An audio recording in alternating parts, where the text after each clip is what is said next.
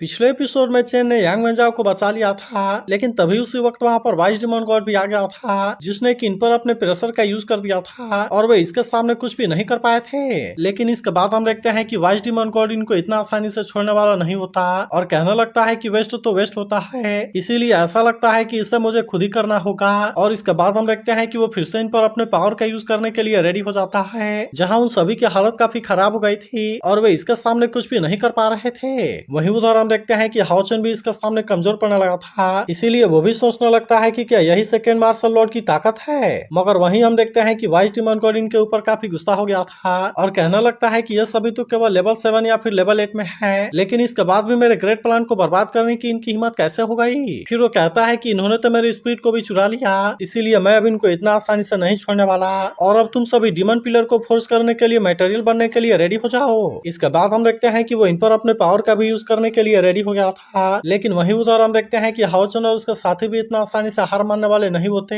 और इसीलिए वे भी इसके पावर का सामना करने के लिए रेडी हो गए थे। मगर वहीं हम देखते हैं कि वाइस डिमॉन गॉड इनको कोई भी चांस देने वाला नहीं होता और इसीलिए वो अपने पावर का यूज करके इनके ऊपर अटैक करना शुरू कर देता है। जिसके बाद हम देखते हैं कि हाओचन और उसका साथी भी अपने आप को बचाने के लिए रेडी हो जाते हैं और इसीलिए वो अपने अटैक से इनका कुछ नहीं कर पाता। मगर तभी इसी बीच हाओचन देखता है कि चेन और यांग वेंजाओ इसके पावर से जख्मी होने वाले हैं, इसीलिए हम देखते हैं कि उसने इनको इटर्नल टावर में भेज दिया था, जिसके वजह से वे पूरी तरह से सेफ होते हैं। तभी हाओचन कहने लगता है कि इसका अटैक तो बहुत ही स्ट्रॉन्ग है, जिसके वजह से हमें इसमें कोई भी एडवांटेज नहीं मिल रहा और इसीलिए ऐसा लगता है कि इसका सामना करना बहुत ही मुश्किल है। मगर फिर भी हम देखते हैं कि वो इतना आसानी से हार मानने वाला नहीं होता और अपने आप को इसके अटैक से बचाने लगता है। वहीं सिमा सियान कहने लगता है कि आखिरकार इसके पास में इतने सारे वेपन कैसे हैं, जबकि वहीं हम देखते हैं कि सायर भी इसका सामना करने के लिए रेडी हो गई थी। तभी वाइस डिमॉन गॉड इनसे कहने लगता है कि मेरे गॉड्स वॉल्ट में 5,94,250 वेपन्स हैं, जिसका वजह से अब तुम मेरे सामने कुछ भी नहीं कर सकते,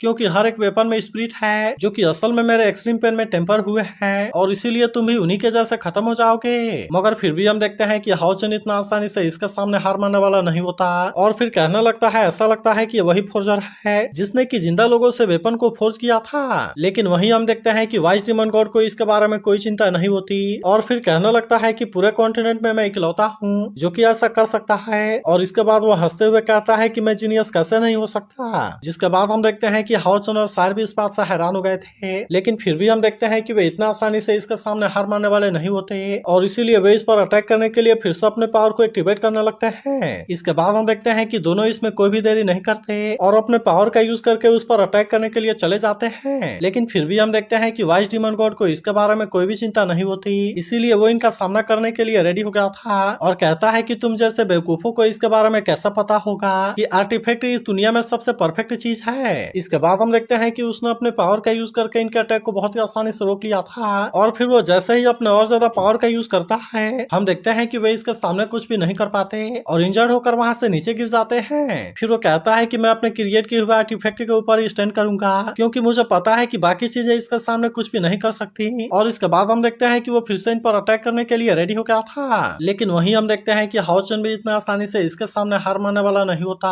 और उसने इसका सामना करने के लिए अपने सभी होली गार्ड को भी बाहर निकाल लिया था। जिसके बाद हम देखते हैं कि होली गार्ड भी इसके लिए रेडी हो गए थे और फिर वे भी अपने पावर का यूज करके इसका सामना करने की कोशिश करते हैं, लेकिन हम देखते हैं कि उनकी भी पावर इसके सामने ज्यादा कुछ नहीं कर पाती और इसीलिए वाइस डिमॉन गॉड अभी भी इनके ऊपर भारी पड़ रहा था। लेकिन फिर भी हम देखते हैं कि वे इतना आसानी से इसके सामने हार मानने वाले नहीं होते और इसीलिए एक होली गार्ड फिर से इसके अटैक को रोकने के लिए आता है और फिर वो कहता है कि आज तक हमने इतने ताकतवर डिमन का सामना नहीं किया था। मगर वहीं हम देखते हैं कि वाइस डिमन गॉड को इसके बारे में कोई चिंता नहीं होती और इसीलिए वो फिर से अपने पावर का यूज करके इनके ऊपर अटैक करने लगता है। तब इसे देख सभी कहने लगता है कि हम तो इसे बिल्कुल भी नहीं हिला सके, इसीलिए अगर यहाँ पर ऐसे ही चलता रहा तो फिर हमारे पास में कोई भी रास्ता नहीं होगा। लेकिन वहीं हम देखते हैं कि वाइस डिमन गॉड अभी भी रुकने वाला नहीं होता और इनसे कहता है कि तुम्हारी सारी मेहनत मेरे सामने बेकार है, क्योंकि मेरे गॉड ट्रेजर हाउस का वेपन कभी भी खत्म नहीं होगा। इसीलिए वो इनसे कहने लगता है कि जब तक मेरे पास में वेपन है तुम मुझे किसी भी तरह से नहीं हरा सकते। लेकिन फिर भी हम देखते हैं कि हाओचन इतना आसानी से मानने वाला नहीं होता और वो सायर से कहता है कि तुम चालाकी से उसके सामने वॉक करो, जिसके बाद सायर भी इसके लिए रेडी हो गई थी। इसीलिए हम देखते हैं कि वो अपने क्लोन पावर का यूज करने लगती है, जिसके वजह से उसने अपने वेपन को इनके अटैक से बहुत ही आसानी से बचा लिया था और फिर हम देखते हैं कि वो इसके पीछे से आकर इसके ऊपर अटैक करने की कोशिश करती है। लेकिन इसके बाद भी हम देखते हैं कि वाइस डिमन गॉड ने इसके अटैक को रोक लिया था और फिर वो सायर से कहता है कि तुम तो अभी केवल लेवल 8 में हो, लेकिन क्या इसके बाद भी तुम्हें लगता है कि तुम मुझे इस तरह से मार पाओगी? मगर तभी इसी वक्त हम देखते हैं कि हानि ने भी अपने पावर का यूज कर लिया था और अब इस तरह से वो इसे कैद करने की कोशिश करता है, जिसके बाद हम देखते हैं कि होलिकार ने भी अपने आइस पावर का यूज कर दिया था और अब इसीलिए वो इसके सामने कुछ भी नहीं कर पाता। तब इसे देख हाओचन सभी से कहता है कि तुम इसके लिए रेडी हो जाओ। इसीलिए हम देखते हैं कि सिमा सियान अपने पर्पल थंडर वाले पावर का यूज करने के लिए रेडी हो गया था, जबकि वहीं वेंगयुआन भी अपने जाइंट सील वाले पावर का यूज करने के लिए रेडी हो गई थी और वहीं लिनसिन भी अपने फ्लेम वाले पावर का यूज करने के लिए रेडी हो गया था, जबकि दूसरा होलिकार भी अपने सुरा स्लाइस वाले पावर का यूज करने के लिए रेडी हो गया था। इसके बाद हम देखते हैं कि वे सभी एक साथ में मिलकर अपने पावर से अटैक कर देते हैं, लेकिन तभी इसी वक्त हम देखते हैं कि वाइस डिमन गॉड ने भी अपने आप को आजाद करा लिया था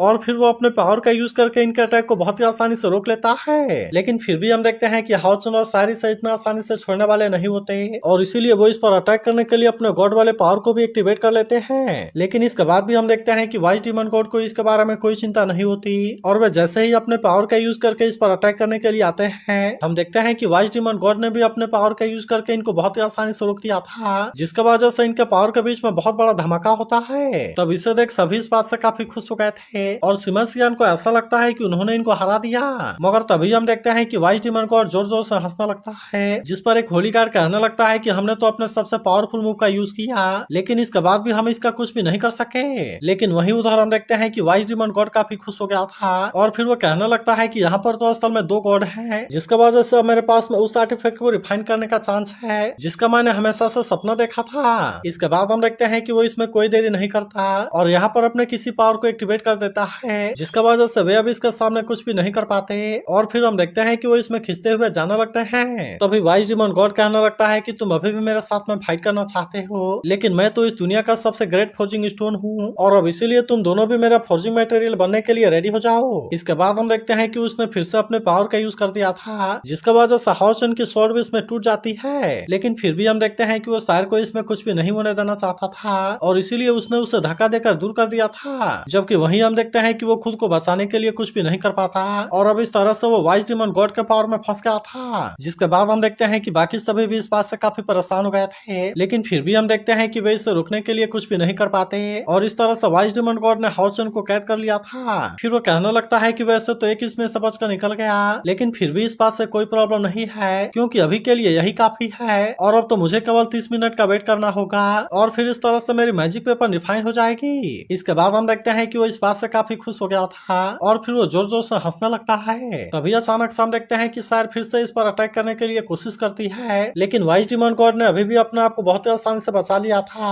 और इसीलिए हम देखते हैं कि वो इस बार भी इसका कुछ नहीं कर पाती। लेकिन इसके बाद भी हम देखते हैं कि वे इतना आसानी से इसके सामने हार मानने वाले नहीं होते और फिर वे एक साथ में इसके ऊपर अटैक करने के लिए जाने लगते हैं ताकि वे इसे फोर्जिंग करने से रोक सके। लेकिन वहीं हम देखते हैं कि वाइस डिमन गॉड को अभी भी इसके बारे में कोई चिंता नहीं होती और वो इनसे कहता है कि तुम में से कोई भी यहाँ से बचकर नहीं जा पाएगा और वैसे भी मेरे पास में जितना ज्यादा फोर्जिंग मटेरियल होंगे ये तो मेरे लिए उतना ही अच्छा है। इसके बाद हम देखते हैं कि उसने फिर से अपने पावर को एक्टिवेट कर लिया था और अब इस तरह से इन पर अटैक करना शुरू कर देता है। लेकिन फिर अगले सीन में हम देखते हैं कि हाओचन एक जगह पर कैद हुआ था जहाँ पर हम देखते हैं कि चारों तरफ बहुत सारे सोल होते हैं और ऐसा लग रहा था कि वे यहाँ पर कैद हैं। फिर हाओचन कहने लगता है कि ये तो वही जगह है जहाँ वाइस डिमन गॉड अपने वेपन को फोर्स करता है, लेकिन अब हम देखते हैं कि वो भी यहाँ पर बहुत बुरे तरीके से फंस गया था और इसीलिए वो यहाँ पर कुछ भी नहीं कर पा रहा था। लेकिन इसके बाद भी हम देखते हैं कि वो इतना आसानी से हार मानने वाला नहीं होता और कहता है कि मुझे जल्दी ही यहाँ से निकलने के लिए कोई तरीका खोजना होगा। अब इसीलिए हम देखते हैं कि उसने हेल्प के लिए यातिंग को बाहर निकाल लिया था जो कि यहाँ पर कोई देरी नहीं करती और हम देखते हैं कि इस पर अपने लाइट पावर का यूज करना शुरू कर देती है, जिसके बाद हम देखते हैं कि हाओचन यहाँ से आजाद हो गया था। तभी यातिंग इससे कहने लगती है कि यहाँ की टेम्परेचर बहुत ही हाई है और इसीलिए मैं यहाँ पर ज्यादा टाइम के लिए कुछ नहीं कर सकती। लेकिन तभी हाओचन उससे कहता है कि क्या तुमने भी इसके बारे में सुना, क्योंकि यहाँ पर बहुत सारे सोल के रोने की आवाज आ रही है, इसीलिए मुझे ऐसा लगता है कि उन्हीं लोगों की सोल है जो कि यहाँ कैद होकर मारे गए हैं। जिसके बाद हम देखते हैं कि यातिंग को भी इसके बारे में चिंता होने लगती है और फिर वो हाओचन से कहती है कि मास्टर अगर हम भी यहाँ से बाहर नहीं गए तो मुझे ऐसा लगता है कि हमारी सोल भी हमेशा के लिए यहाँ पर कैद हो जाएगी। मगर वहीं हम देखते हैं कि हाओचन को अब केवल अपने बारे में ही चिंता नहीं होती और वो कहने लगता है कि यहाँ पर तो इतना सारा सोल कैद है और इसीलिए मुझे इनको आजाद कराने के लिए कोई तरीका खोजना होगा। इसके बाद हम देखते हैं कि वो अपने फर्नेस का लाइट पावर का यूज करता है और इस तरह से उसने कुछ सोल को बचा लिया था। तब इससे देख यातिंग कहने लगती है कि आप इस तरह से इन सोल को तो बचा लेंगे, लेकिन फिर इसके वजह से फर्नेस बहुत ही अनस्टेबल हो जाएगी, जिसके वजह से हमारे लिए प्रॉब्लम तो काफी बढ़ जाएगी और इसीलिए आखिरकार हम यहाँ से निकलेंगे कैसे। तब इस पर हाओचन कहता है कि मैंने यहाँ से निकलने का तरीका खोज लिया। और क्या वाइस डिमॉन गॉड ने खुद नहीं कहा था कि गॉड की फेवर भी आर्टिफैक्ट को रिफाइन कर सकती है। फिर वो कहना लगता है कि वाइस डिमॉन गॉड तो खुद एक बेस्ट मेल्टिंग पॉट है। और फिर वो कहता है कि मैं उसे रिफाइन करूंगा किया था और अब इसीलिए अपने पावर का यूज करने लगा था। जिसके बाद हम देखते हैं कि यातिंग भी इस बात से हैरान हो गई होती है और फिर कहती है कि क्या सच में फर्नेस के पावर का यूज करके आर्टिफैक्ट को फोर्ज किया जा सकता है। मगर हम देखते हैं कि हाओचन इस पर कुछ भी नहीं बोलता और अपने टूटे हुए स्वॉर्ड के ऊपर अपने पावर का यूज करना जारी रखता है। लेकिन तभी हम देखते हैं कि यातिंग भी अपने पावर का यूज करने के लिए रेडी हो गई थी। इसीलिए वो हाओचन से कहती है कि मास्टर मुझे भी आपकी हेल्प करने दीजिए। और इसके बाद हम देखते हैं कि वो भी अपने पावर का यूज करना शुरू कर देती है। लेकिन अभी भी हम देखते हैं कि इसे कर पाना इतना आसान नहीं था। इसीलिए वो कहने लगती है कि मास्टर जितना ज्यादा फर्नेस का पावर का यूज करेंगे तब इसके वजह से उतना ही ज्यादा डैमेज होने का चांस रहेगा। मगर वहीं हम देखते हैं कि हाओचन को अभी भी इसके बारे में कोई चिंता नहीं होती और वो इसी तरह से अपने पावर का यूज करना जारी रखता है। जिससे देख यातिंग इस बात से परेशान होने लगी थी और फिर कहने लगती है कि मास्टर आपकी बॉडी तो अपने लिमिट तक पहुंच गई। अब इसीलिए हम देखते हैं कि वो इसे मना करने की कोशिश करती है और फिर कहती है कि हम दूसरा कोई तरीका भी खोज लेंगे। मगर इसके बाद भी हम देखते हैं कि हाओचन इतना आसानी से मानने वाला नहीं होता और वो अभी भी अपने पावर का यूज करना जारी रखता है। जिससे देख यातिंग इस बात से और ज्यादा परेशान हो गई थी और फिर कहती है कि इसमें तो लाइट मेटेराइट की पावर भी यूज हो गई। अब इसीलिए हम देखते हैं कि यातिंग इस बात से काफी परेशान हो गई थी और फिर कहने लगती है कि इसका वजह से हाओचन को काफी परेशानी होगी। और तभी हम देखते हैं कि सच में हाओचन की कंडीशन खराब होने लगती है। लेकिन वहीं उधर हम देखते हैं कि वाइस डिमन को इसके बारे में कोई अंदाजा नहीं था और फिर वो कहने लगता है कि मेरा आर्टिफैक्ट बहुत ही जल्द रिफाइन हो जाएगा। जिसके बाद वो फिर से अपने पावर का यूज करके अटैक करने लगता है और इसीलिए हम देखते हैं कि वे फिर से इसे रुकने लगे थे। तब इस पर वाइस डिमन गॉड से कहता है कि चाहे तुम यहाँ पर कुछ भी कर लो लेकिन फिर भी तुम यहाँ पर कुछ भी नहीं कर पाओगे। और इसके बाद हम देखते हैं कि उसने अपने पावर का यूज करके अटैक कर दिया था जिसके वजह से वे इसके सामने कुछ भी नहीं कर पाते। वहीं उधर हम देखते हैं कि हाओचन को इसमें काफी परेशानी हो रही थी। जिससे देख बाकी सभी सोल कहने लगता है कि उसने तो हमें रेस्क्यू किया लेकिन अब वो फर्नेस के रिफाइनिंग को अकेले ही झेल रहा है। जिसके बाद हम देखते हैं कि एक छोटे बच्चे का सोल उसके सामने आ जाता है और वो हाओचन से कहता है कि मेरे पेन को लेने के लिए थैंक यू क्योंकि आपने ही अपने लाइट पावर का यूज करके मुझे बचाया और अब इसीलिए मैं भी आपका हेल्प करूंगा। इसके बाद हम देखते हैं कि वो फर्नेस में चला गया था और फिर कहता है कि मैं भी आपके ही साथ घर जाऊंगा। तब इसे देख बाकी सोल भी कहने लगते हैं कि हम दूसरे तरीके से बैटलफील्ड में वापस आना चाहते हैं ताकि हम इंसानियत के लिए फाइट कर सके। और फिर हम देखते हैं कि वे भी उसके अंदर जाने लगे थे। तब इसे देख बाकी सभी कहने लगते हैं कि वैसे तो हम पहले से ही मर गए हैं इसीलिए हम इसकी हेल्प जरूर करेंगे। फिर वे कहने लगता है कि हम भी डिमन को दिखाएंगे कि इंसानों के पास में भी करेज की कोई कमी नहीं है। जिसके बाद हम देखते हैं कि हाओचन को इसमें कोई परेशानी नहीं होती और वहीं फर्नेस की पावर भी पूरी तरह से एक्टिवेट हो गई थी। जिसके बाद हम देखते हैं कि यातिंग भी इसमें कोई देरी नहीं करती और वो भी अपने पावर का यूज करके उसमें चली गई थी। तब इसे देख हाओचन इस बात से काफी हैरान हो गया था क्योंकि उसने नहीं सोचा था कि वो इसमें कामयाब हो पाएगा लेकिन आखिरकार वो अपने मैजिक वेपन को रिफाइन करने में कामयाब हो गया। तभी हम देखते हैं कि लाइट कोडेड स्वॉर्ड को इसके सामने लेकर आ जाती है और कहने लगती है कि ये मैजिक वेपन कॉन्टिनेंट में कभी भी अपीयर नहीं हुआ इसीलिए मैंने लिविंग गॉड स्वॉर्ड को क्रिएट किया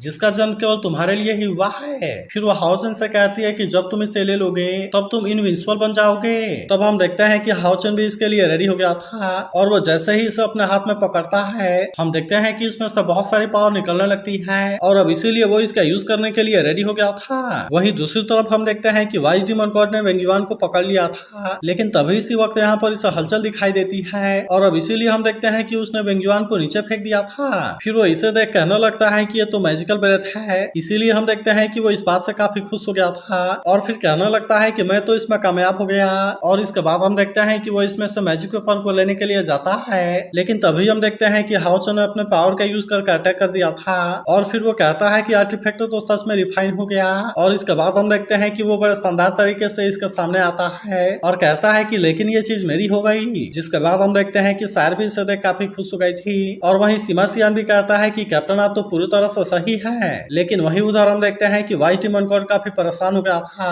और फिर वो कहता है कि तुम मैजिक वेपन को कैसे क्रिएट कर सकते हो क्योंकि ये तो पूरी तरह से इम्पॉसिबल है। तब इस पर हाओचन कहता है कि केवल 2 सैक्रिफाइस से ही आर्टिफैक्ट को क्रिएट किया जा सकता है जबकि तुमने तो इसके लिए इंसानों को मारा था और यही वजह है कि आर्टिफैक्ट को फोर्स करने की पॉसिबिलिटी पूरी तरह से खत्म हो गई। लेकिन इसके बाद भी हम देखते हैं कि वाइस डिमन गॉड इतना आसानी से हार मानने वाला नहीं होता और कहता है कि मैं इसमें बिल्कुल भी फेल नहीं हो सकता। और इसके बाद हम देखते हैं कि वो फिर से अपने पावर का यूज करने करने के लिए रेडी हो गया था और कहता है कि आर्टिफैक्ट को केवल मैं ही रिफाइन कर सकता हूँ। इसके बाद हम देखते हैं कि वो फिर से अपने बहुत सारे वेपन का यूज करके इस पर अटैक करने के लिए जाता है, लेकिन तभी हम देखते हैं कि हाओ चन केवल अपना चुटकी बजाता है और केवल इसी पावर की वजह से उसके सारे वेपन गायब हो गए थे। जिसके बाद हम देखते हैं कि वाइस डिमन गॉड काफी परेशान हो गया था और फिर कहता है कि मेरे वेपन कहाँ चले गए। तब इस पर हाओ चन उससे कहता है कि तुम अपने गॉड ट्रेजर हाउस के बारे में बात कर रहे हो, लेकिन मुझे ऐसा लगता है कि शायद वो खत्म हो गया। फिर वो कहता है कि तुमने सारे सोल को कैद करके वहाँ पर रखा हुआ था, लेकिन अब तो वे सभी वहाँ से आजाद हो गए। जिसके बाद हम देखते हैं कि वाइस डिमन गॉड इस बात से काफी परेशान हो गया था और फिर कहता है कि तुमने तो मेरे हाउस को डिस्ट्रॉय कर दिया।